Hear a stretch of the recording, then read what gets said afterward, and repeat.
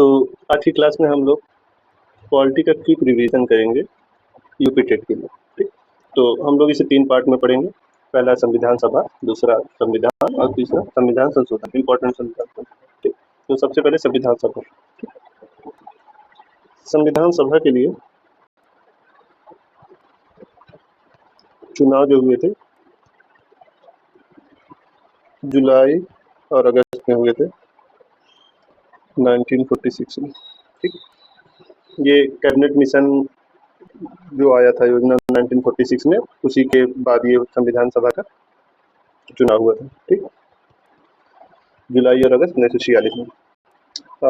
इसमें टोटल कितने सदस्य थे? टोटल सदस्य जो थे 389 थे, जिसमें से ब्रिटिश भारत से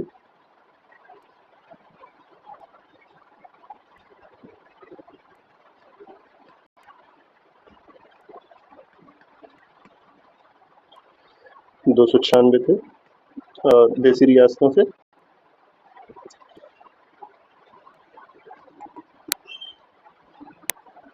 93 थे। और जो ब्रिटिश भारत था उसमें भी 208 कांग्रेस के प्रतिनिधि थे,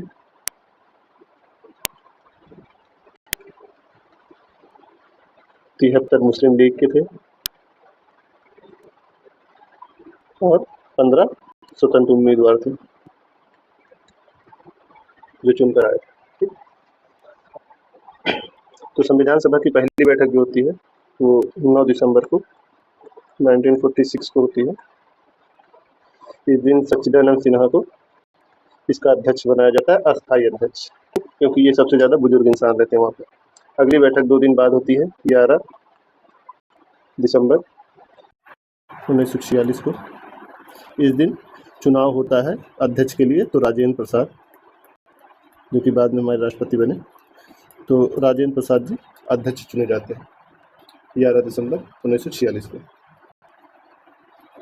फिर 2 दिन बाद 13 दिसंबर 1946 को जवाहरलाल नेहरू जी द्वारा उद्देशिका प्रस्ताव लाया जाता है।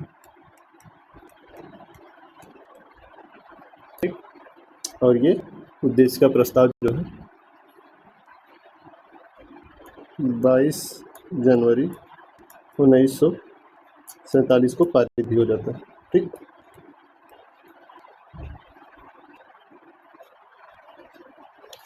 जो बाद में यही आगे चल के क्या बनता है हमारा प्रस्तावना।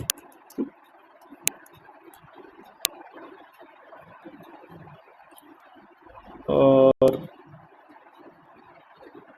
बाद में हुआ ये था कि जब पाकिस्तान बन गया 14 अगस्त 1947 को, तो इसमें से मेंबर्स भी कम हो गए। और मेंबर्स कम होने के बाद कितने मेंबर्स रह गए थे? 299। ठीक, तो बाद में जिस दिन संविधान लागू हुआ मतलब जिस दिन संविधान बनके तैयार हुआ, 2 वर्ष 11 माह 18 दिन के बाद 26 नवंबर 1949 को इस दिन टोटल 284 सदस्य जो थे इन्होंने हस्ताक्षर किया था संविधान में। ठीक,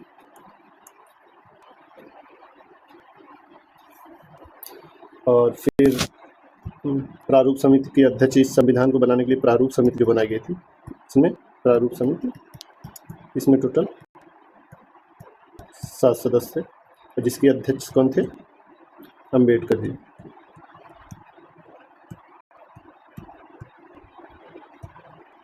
ठीक,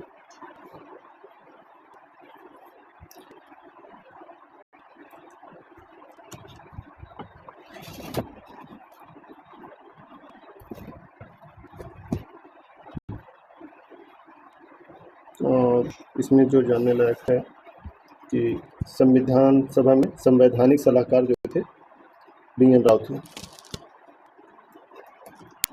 बी.एन. राव जो थे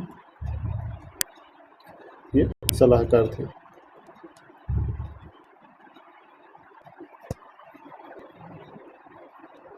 संविधान सभा से इतने क्वेश्चन काफ़ी हो जाएंगे। ठीक, इतने पॉइंट्स। तो हमारा संविधान 26 नवंबर 1949 को बनके तैयार होता है, लेकिन फिर इस दिन 15 अनुच्छेद लागू कर दिए जाते हैं संविधान। ठीक, और 26 जनवरी 1950 को पूरा संविधान लागू होता है हमारा। तो जो संविधान बनके तैयार होता है इसमें 8 अनुसूची रहती है,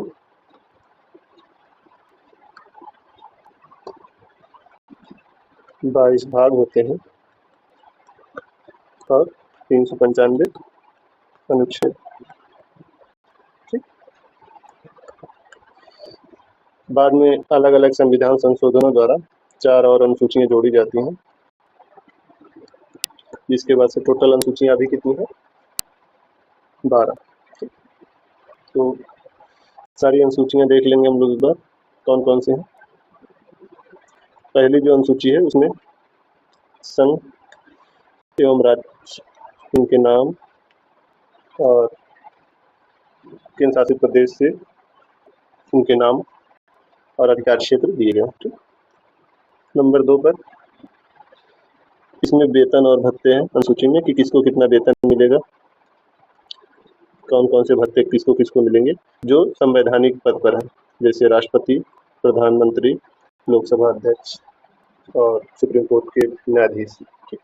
अगली अनुसूची है अनुसूची नंबर 3 शपथ। इसमें लोकसभा अध्यक्ष, सांसद, विधायक और जो न्यायाधीश होते हैं उनके शपथ की जानकारी दी गई, कौन कौन सा शपथ लेगा। इसमें राष्ट्रपति, उपराष्ट्रपति और राज्यपाल के शपथ की जानकारी नहीं दी गई। ठीक है, ये बात ध्यान रखें।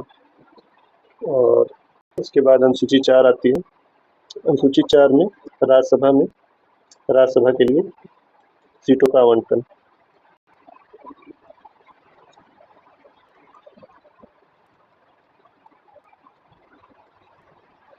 ठीक, और अनुसूची 5 में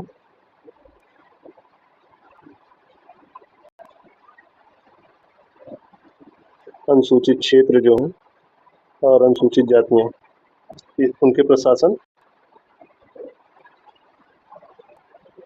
एवं नियंत्रण के बारे में दिया गया है। प्रशासन एवं नियंत्रण। ठीक,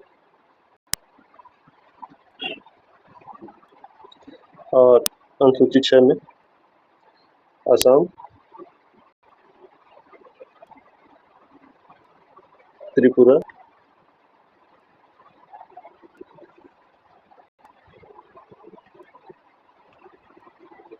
मेघालय, मिजोरम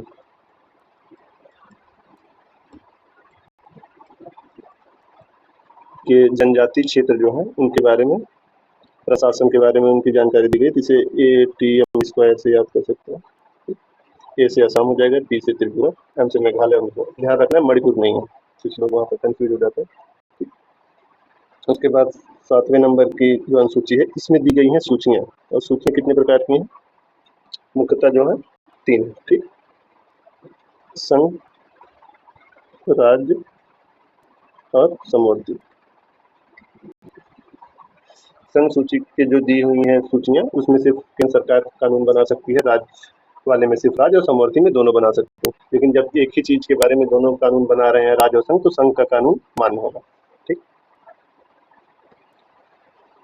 8वीं अनुसूची जो है भाषा से संबंधित है।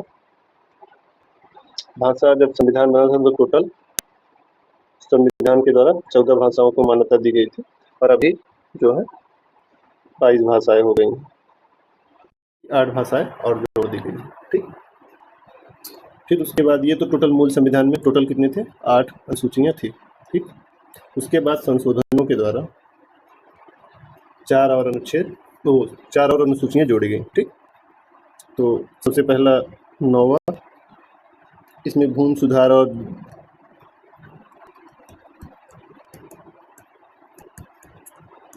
जमींदारी उन्मूलन। ठीक,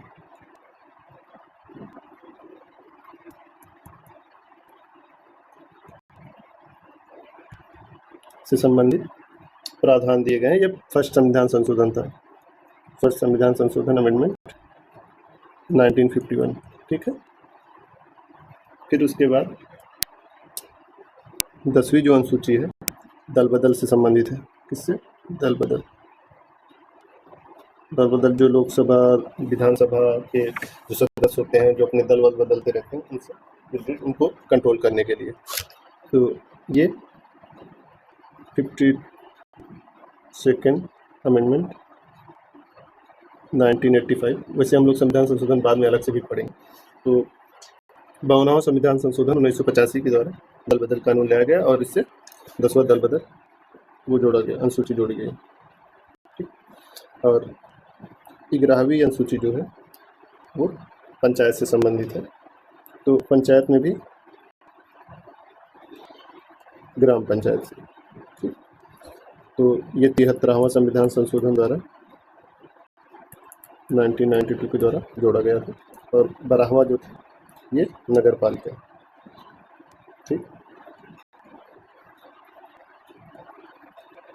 ये 74वां संविधान संशोधन 1992 के द्वारा। ठीक। ग्राम पंचायत में टोटल 29 विषय दिए गए हैं, 29। और नगर पालिका में टोटल 18 विषय दिए गए हैं। ठीक।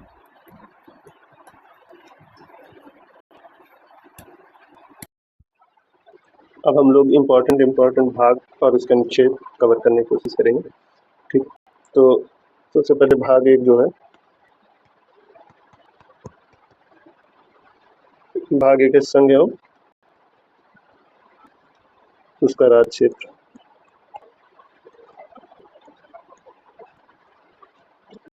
आर्टिकल 1 से लेकर 4 तक का है। तो आर्टिकल 1 में दिया गया है कि भारत अर्थात इंडिया राज्यों का संघ होगा।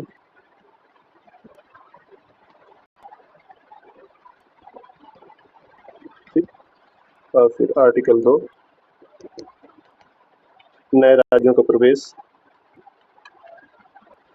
कि नए राज्य कैसे प्रवेश होंगे भारत में, नए राज्यों का प्रवेश। ठीक।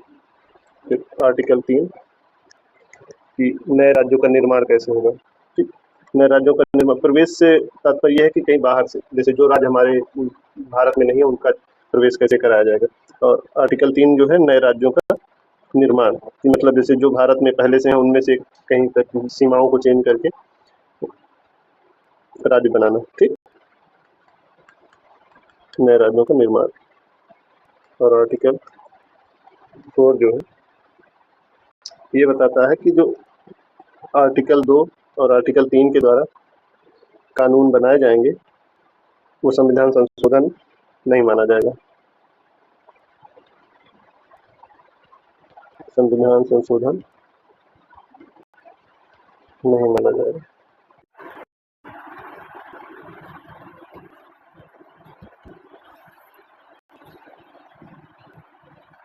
और भाग 2 जो है नागरिकता से रिलेटेड है। आर्टिकल 5 से लेकर 11 तक। ठीक।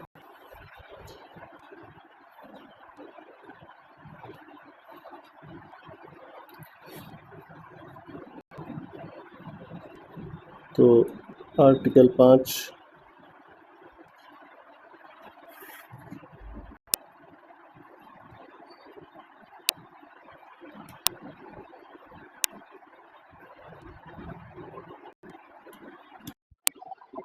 तो अगला है भाग 3 जो कि सबसे ज़्यादा इम्पोर्टेंट है हर चीज़ के लिए, सभी एग्जाम्स के लिए। भाग 3 मौलिक अधिकार, कि संविधान सभा में कौन कौन से मौलिक अधिकार दिए गए।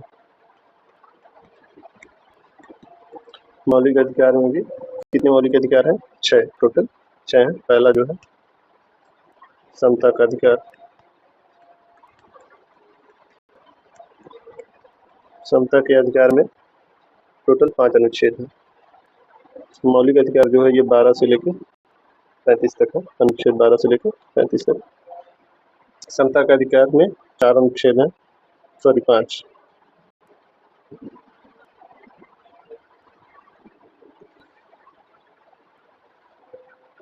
पहला है कानून के समझ समानता,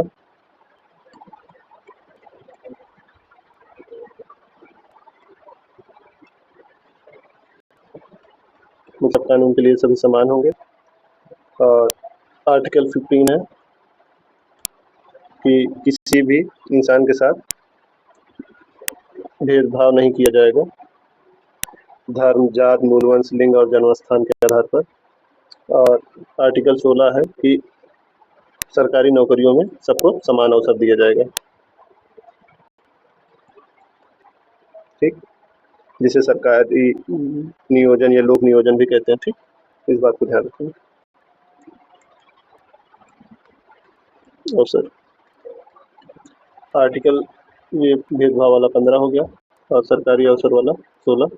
और आर्टिकल 17 जो है वो है अस्पृश्यता का अंत। ठीक, इम्पोर्टेंट है।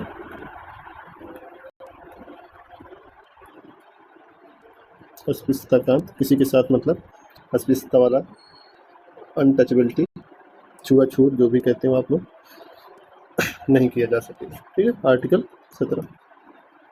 और आर्टिकल 18 जो है उपाधियों का अंत। जैसे पहले उपाधियाँ दी जाती थी और अब उपाधियाँ किसी को नहीं दी जाएंगी। ठीक, शिक्षा सेना की उपाधियाँ दी जाएंगी, वो भी सरकार के द्वारा। वैसे जो पहले दी जाती थी वैसी उपाधियाँ नहीं दी जाएंगी। ठीक, उपाधियों का अंत, आर्टिकल नंबर 18। नंबर 2 है स्वतंत्रता का अधिकार।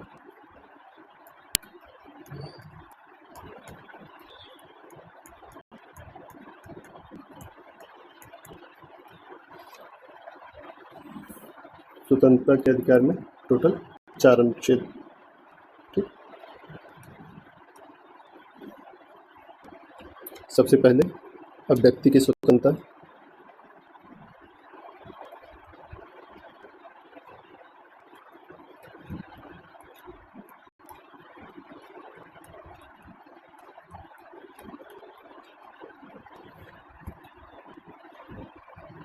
उसके बाद ये 19 हो जाएगा। उसके बाद जो अगला अनुच्छेद है होगा अपराधों के लिए दोष सिद्ध का संरक्षण, दोष सिद्ध के संबंध में संरक्षण।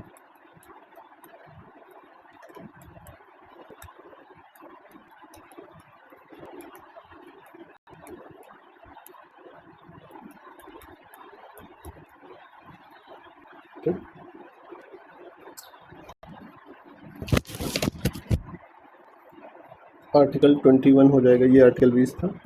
आर्टिकल 21 जो होगा प्राण एवं दैहिक स्वतंत्रता, प्राण एवं दैहिक स्वतंत्रता।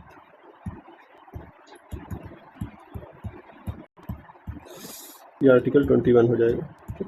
आर्टिकल 21 ए भी बाद में जोड़ा गया 66वें संविधान संशोधन 2002 के द्वारा, जिसे शिक्षा का अधिकार भी कहते हैं। इसमें यह कहा गया कि 6 से 14 वर्ष के जो बच्चे होंगे उनको मुफ्त एवं अनिवार्य शिक्षा दी जाएगी, मुफ्त एवं अनिवार्य शिक्षा। ठीक,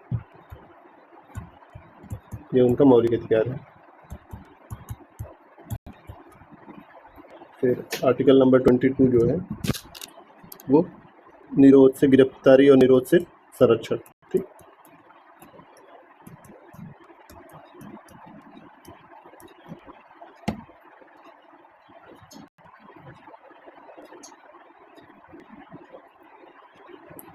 अगला अधिकार हम लोग देखेंगे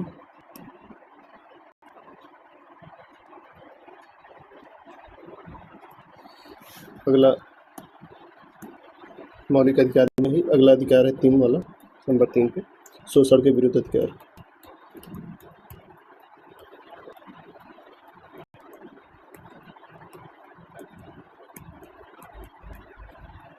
शोषण के विरुद्ध के अधिकार में 2 अनुच्छेद है।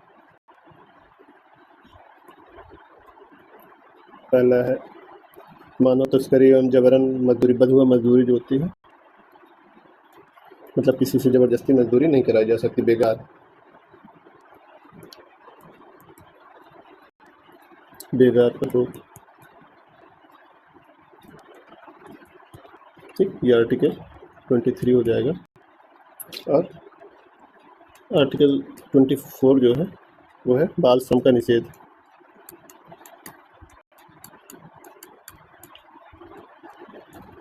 ये आर्टिकल 24 हो जाएगा कि 14 वर्ष से कम के जो बच्चे हैं उन्हें कारखानों में या खतरनाक कामों में नहीं लगाया जा सकता। ठीक। अगला मौलिक अधिकार जो होगा वो धार्मिक स्वतंत्रता। धार्मिक स्वतंत्रता का अधिकार।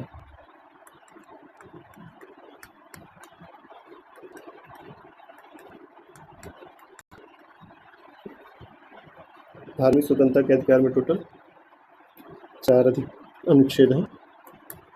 आर्टिकल नंबर 25 जो है वो अंतःकरण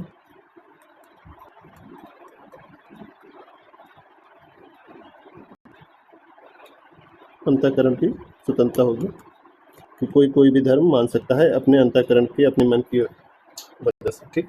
उसका जो भी मन करे वो धर्म अपना सकता है। ठीक। और ये आर्टिकल नंबर 25 हो जाएगा। आर्टिकल नंबर 26 होगा कि जो भी धर्म के मामले के प्रबंधन होंगे, मतलब धार्मिक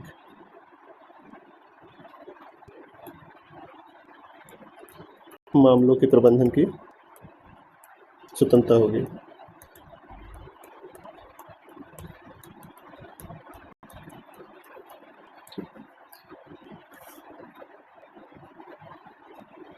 और धर्म पर कर नहीं लगेगा, जैसे कि आप लोग को पता है पहले धर्म पर कर लगता था ना, जैसे जजिया कर और जो भी कर लगते थे, वैसे धर्म अब नहीं लगेंगे। धर्म को कर से मुक्त रखा गया।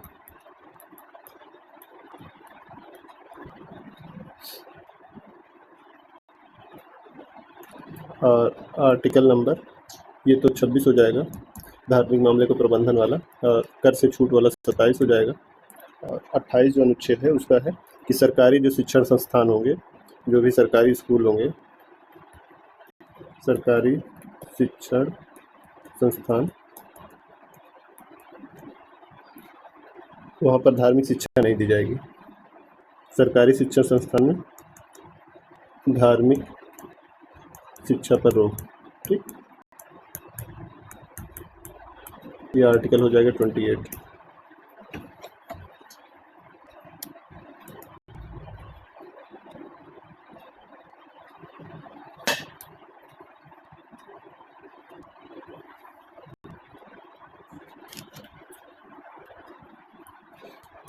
पांचवा मौलिक अधिकार जो होगा वो संस्कृति एवं शिक्षा संबंधी अधिकार है। इसमें टोटल 2 अनुच्छेद हैं, आर्टिकल 29 और 30। 29 में है कि अल्पसंख्यक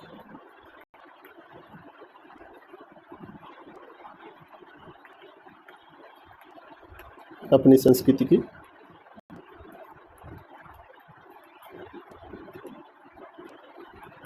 संरक्षण कर सकते हैं, जैसे उनका भाषा, लिपि, संस्कृति को बनाए रखने के लिए। ठीक।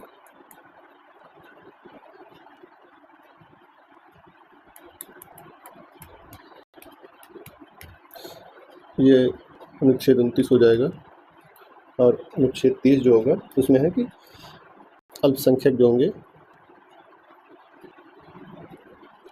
वे अल्पसंख्यक अपने शिक्षण संस्थान खोल सकते हैं।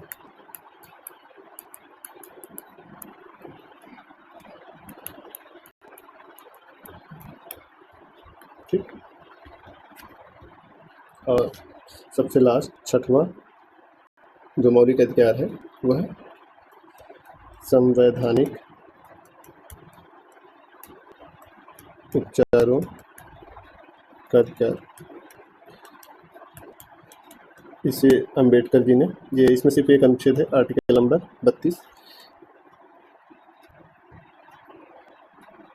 इसमें ये आर्टिकल नंबर 32 है। इसे अंबेडकर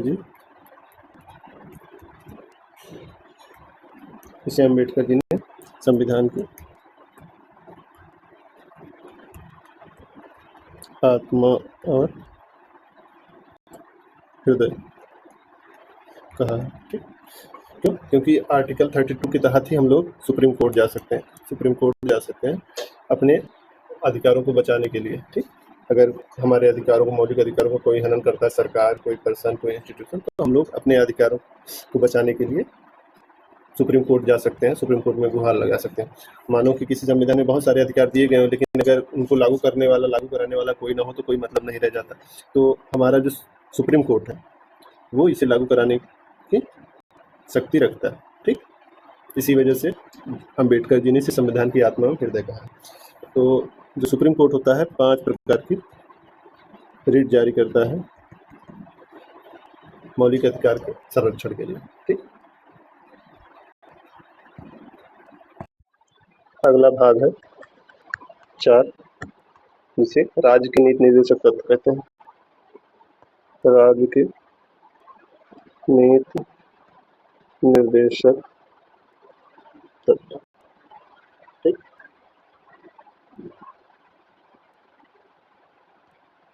राज्य के नीति निर्देशक तत्व में आर्टिकल नंबर 36 से लेकर 51 तक के आर्टिकल्स। ठीक, तो इसमें हम लोग सिर्फ इम्पोर्टेंट अनुच्छेद देखेंगे। जैसे आर्टिकल नंबर 38, इसमें ये कहा गया है कि राज्य जो होगा लोक कल्याण के काम करेगा, लोक कल्याण में अभिवृद्धि करेगा।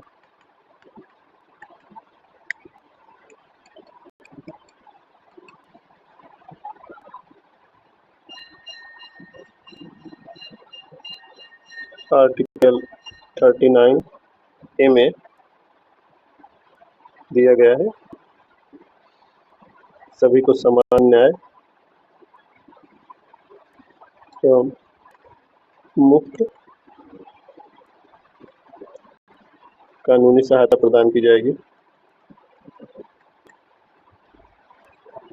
आर्टिकल 39 डी में समान कार्य के लिए समान वेतन, मतलब महिलाओं को, पुरुषों को, दोनों को अगर कोई भी एक ही काम कर रहे हैं तो दोनों को समान वेतन दिया जाएगा। समान कार्य के लिए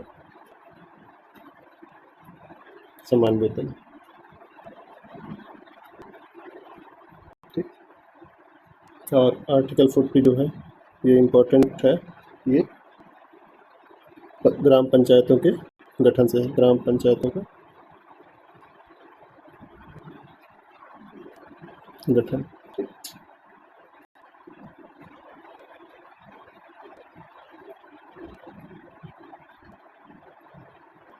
फिर उसके बाद आर्टिकल नंबर 44 है समान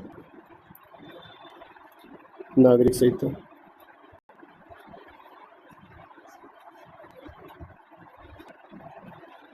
यूसीसी जिसे कहते हैं।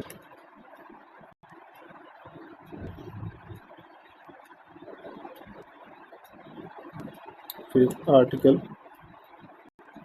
48 जो है कृषि और पशुपालन से है, कृषि एवं पशुपालन। और 48A जो है ये रिलेटेड है पर्यावरण संरक्षण से, पर्यावरण संरक्षण एवं वन्यजीव की रक्षा, वन्यजीवों की रक्षा। और आर्टिकल 50 जो है ये भी इम्पोर्टेंट है, इसमें कार्यपालिका को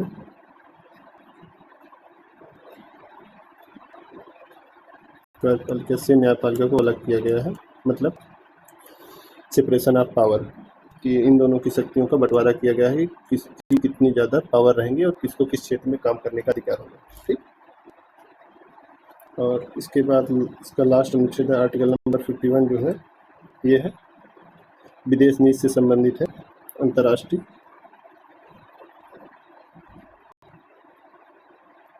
शांति एवं सुरक्षा की अभिवृद्धि।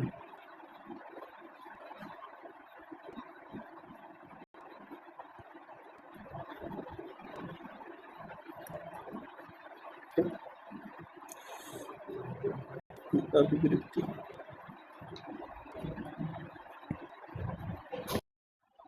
अगला भाग जो है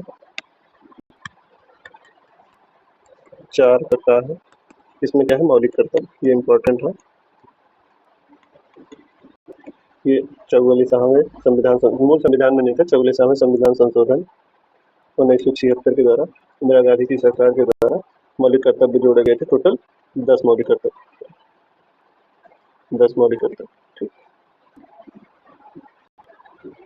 लिया कहाँ से गया है, USSR जो अब रसिया है, वहां से लिया गया है। ठीक, तो 46वें संविधान संशोधन के द्वारा 2002 के द्वारा 11वां मौलिक कर्तव्य जोड़ा गया, और वो मौलिक कर्तव्य क्या था कि 6 से 14 वर्ष के बच्चों तक की शिक्षा देना उनके अभिभावकों का कर्तव्य है। सभी का ये कर्तव्य है कि 6 से 14 वर्ष के बच्चों को शिक्षा दी जाए। ठीक, तो ये मौलिक कर्तव्य खत्म हो गया। फिर और हम लोग इसमें देखते हैं, अब सिर्फ अनुच्छेद तो बहुत ज़्यादा इम्पोर्टेंट कोई है नहीं, है बहुत सारे, लेकिन अब सारे अनुच्छेद तो पढ़ नहीं सकते, 395 अनुच्छेद। तो अब भाग देख लेते हैं। भाग 5 जो है, इसमें संघ से संबंधित है, मतलब इसमें राष्ट्रपति, लोकसभा, राज्यसभा, इन सारी चीज़ों के बारे में दिया गया है। ये आर्टिकल 52 से लेके 151 तक। आर्टिकल 52 जो होता है वो राष्ट्रपति से संबंधित है। राष्ट्रपति, ठीक, भारत का एक राष्ट्रपति होगा। और उसके बाद जो इम्पोर्टेंट है, आर्टिकल 60, राष्ट्रपति की शपथ।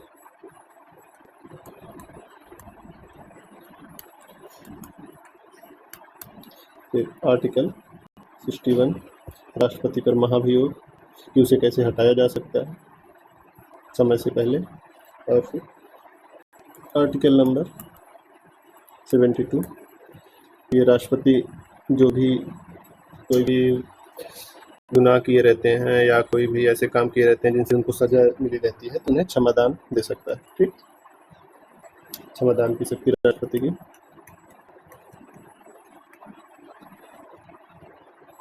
आर्टिकल 111 के तहत राष्ट्रपति को 3 वीटो मिले हैं। ठीक,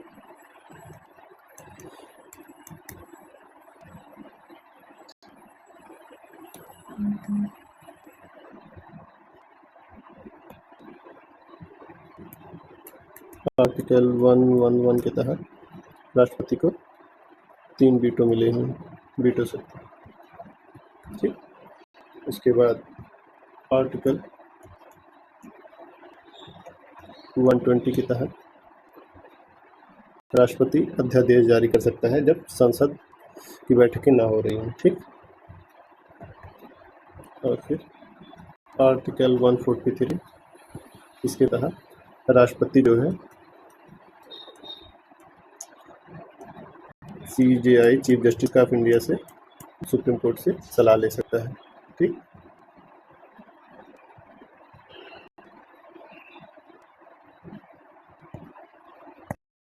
इसके बाद भाग 9 जो है इम्पोर्टेंट है, पंचायत। आर्टिकल 243, तो 73वें संविधान संशोधन द्वारा ग्राम पंचायत, जैसे बताया था, 73वां संविधान संशोधन 1992 के तहत ग्राम पंचायत, और 74वें संविधान संशोधन 1992 के तहत नगर पंचायत। ठीक, तो सबसे पहले ग्राम पंचायत जो है 1959 में राजस्थान के नागौर जिले में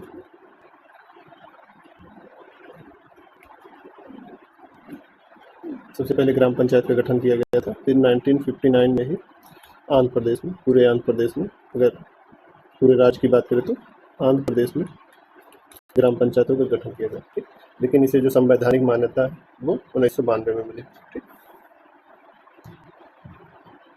और इसकी सिफारिश जो है ग्राम पंचायतों की किसने की थी, 3 त्रिस्तरीय हमारे यहाँ ग्राम पंचायत है, तो उसकी सिफारिश की थी बलवंत राय मेहता ने।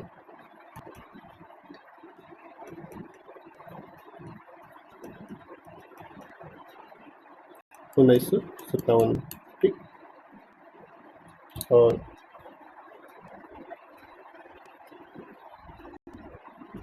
ये जो राजस्थान में लागू हुई थी पहली बार ग्राम पंचायत का गठन हुआ था, ये 2 अक्टूबर को हुआ था जवाहरलाल नेहरू के द्वारा, ठीक।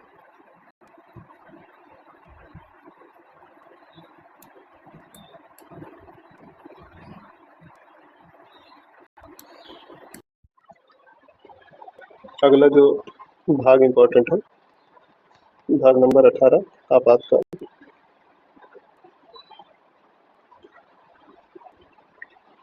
तो आपातकाल में 3 अनुच्छेद जो है ज़्यादा इम्पोर्टेंट है। 3 प्रकार के आपातकाल की चर्चा की गई है हमारे संविधान में।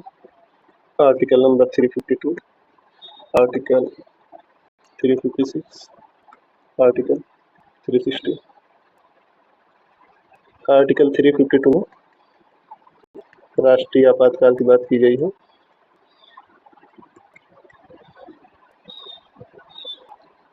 आर्टिकल 356 में राष्ट्रपति शासन की बात की गई है। और आर्टिकल 360 में वित्तीय आपात की बात की गई।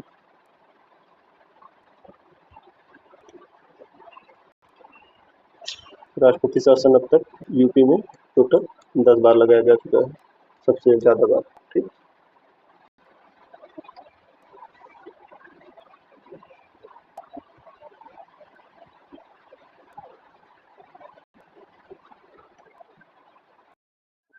अब हम लोग प्रमुख संविधान संशोधनों की बात करेंगे। पहली बात, संविधान संशोधन जो है भाग 20 में संविधान संशोधन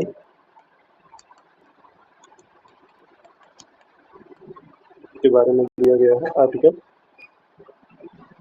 368, ठीक। तो अभी तक में ज़्यादातर हम लोग इम्पोर्टेंट जो संविधान संशोधन है उसके बारे में पढ़ेंगे, ठीक। तो पहला जैसे मैंने बताया था, फर्स्ट जो था वो 9वीं अनुसूची को जोड़ने के लिए किया गया था।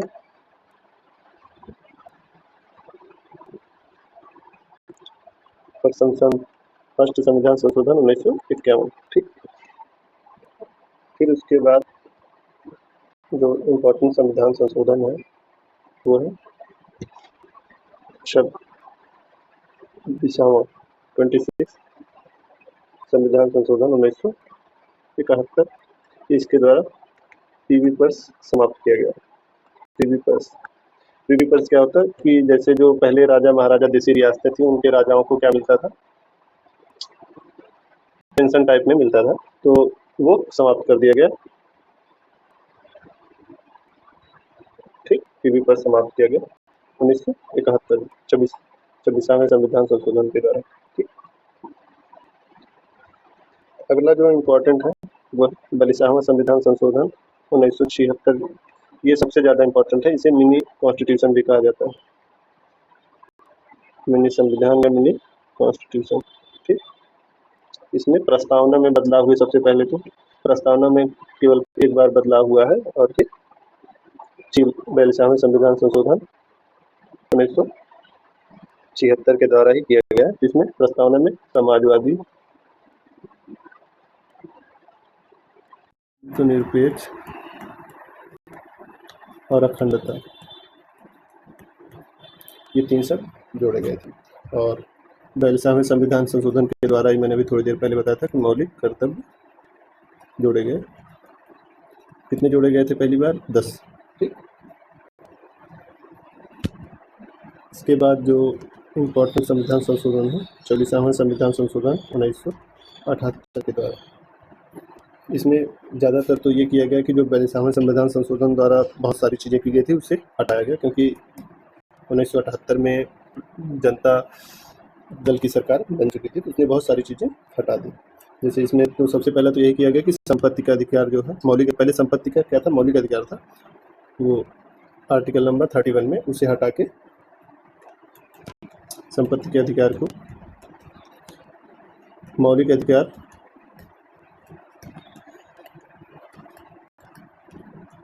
से हटा के कानूनी अधिकार बना दिया गया और उसे आर्टिकल नंबर 300 ए में रख दिया गया, ठीक।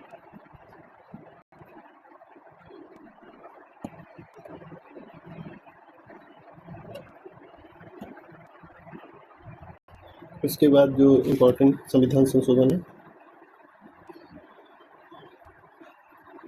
52 संविधान संशोधन 1985, ये दल बदल से संबंधित है। इसमें अनुसूची 10 जोड़ी गई, अनुसूची 10, ठीक।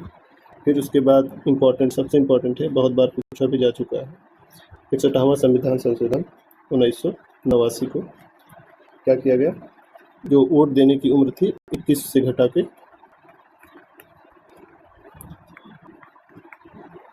18 कर दी गई, मतदान की न्यूनतम आयु।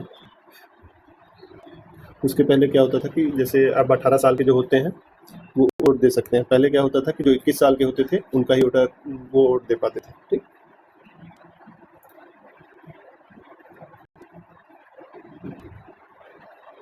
फिर अभी चर्चा में है परिसीमन आयोग, तो 84वां, सॉरी उसके पहले एक अनुच्छेद संशोधन इम्पोर्टेंट है, तो 73वां संविधान संशोधन 1992, ग्राम पंचायत अनुसूची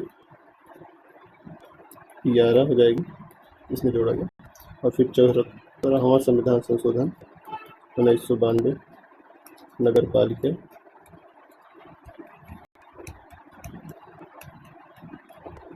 अनुसूची 12 हो जाएगी। फिर जो इम्पोर्टेंट है वो 84वां संविधान संशोधन 1900, ये शायद 2001 में हुआ था, हाँ सॉरी 2001 में हुआ था, 84वां संविधान संशोधन 2001।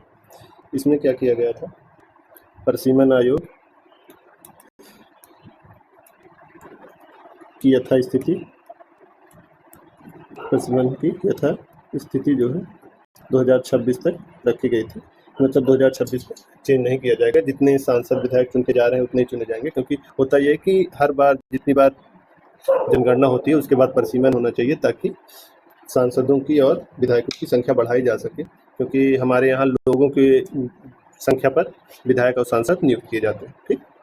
बट 84वें संविधान संशोधन के द्वारा ये किया गया कि परिसीमन जो हुआ है 2001 के बाद, 2001 की जनगणना के बाद, वो वहीं पर रुका रहेगा, वो 2026 तक रहेगा। उसके बाद वाले जो वो जनगणना 2021 में होगी उसके अनुसार सीटें घटाई बढ़ाई जाएंगी, लेकिन फिर 2021 में कोरोना की वजह से जनगणना हुई नहीं, इसी वजह से यह भी बहुत ज़्यादा मुद्दा आगे उठा था, ठीक। उसके बाद हम लोग बात करेंगे 86वें संविधान संशोधन 2002 की, इसे शिक्षा का अधिकार भी कहा जाता है।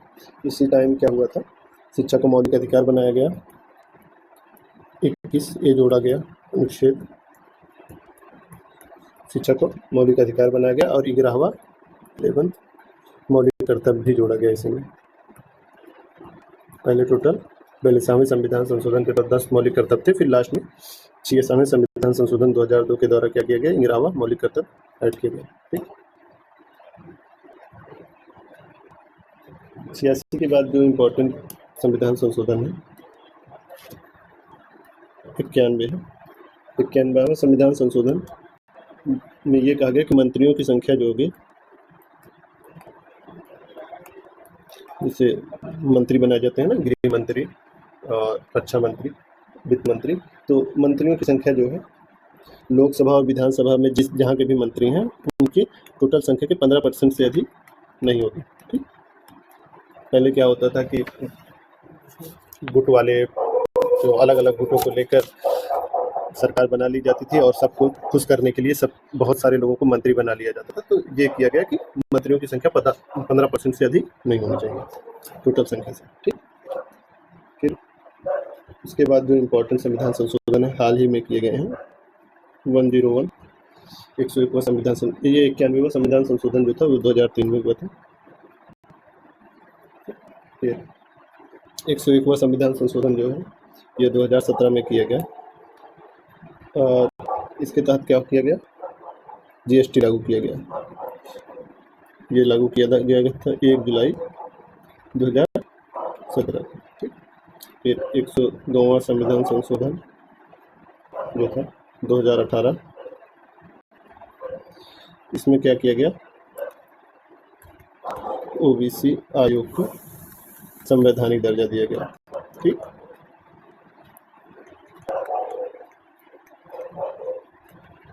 फिर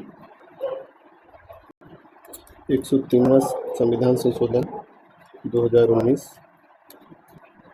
इसमें क्या था, इसके तहत EWS लागू किया गया। EWS इकोनॉमिक वीकर सेक्शन वाला जो है कि 10% आरक्षण दिया जाएगा, किसको, जनरल कैटेगरी के लोगों को। ठीक, EWS।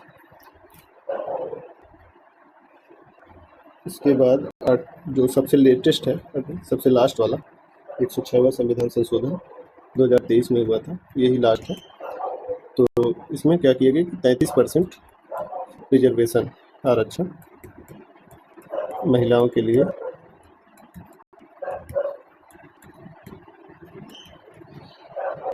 कहाँ, लोकसभा और विधानसभा में। ये इम्पोर्टेंट है क्योंकि ये भी बहुत ज़्यादा चर्चा में। ठीक, तो ये इम्पोर्टेंट संविधान संशोधन हो गए। तो अगर आप लोग इतना करके जा रहे हैं पॉलिटी में, तो लगभग आपकी चीज़ें कवर हो गई रहेंगी। पॉलिटी से जो भी क्वेश्चन बनेंगे लगभग इन्हीं से बनेंगे। ठीक, और कल ही आप लोगों का पेपर है, कल परसों और उसके दिन बाद, तो आप लोग अच्छे से करके आए। बेस्ट विशेज आप लोगों को। कोशिश करें सब्जेक्ट में ज़्यादा करने की, वैसे भी हो जाएगा, बहुत ज़्यादा करना नहीं होता है। टोटल 60% ही करना है अगर आप जनरल कैटेगरी से हैं। अगर आप कोई और कैटेगरी से हैं तब तो आपको थोड़ा बहुत कम कर भी हो जाएगा, बट कोशिश करिए कि आप लोग 100 से प्लस करके आएँ। ठीक है, माइनस मार्किंग भी नहीं है, तो अच्छे से करके आएँ। Good wishes, all the best.